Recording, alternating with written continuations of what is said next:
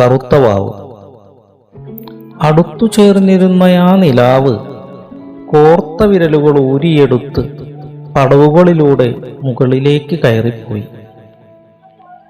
അടുത്തു ചേർന്നിരുന്ന ആ നിലാവ് കോർത്ത വിരലുകൾ ഊരിയെടുത്ത് പടവുകളിലൂടെ മുകളിലേക്കു കയറിപ്പോയി.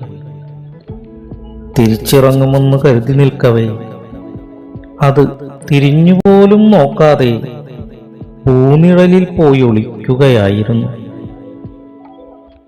ഇപ്പോഴൊക്കെയും കാക്കക്കലമ്പലുകളും വവ്വാൽ ചിറകടികളുമാണ്.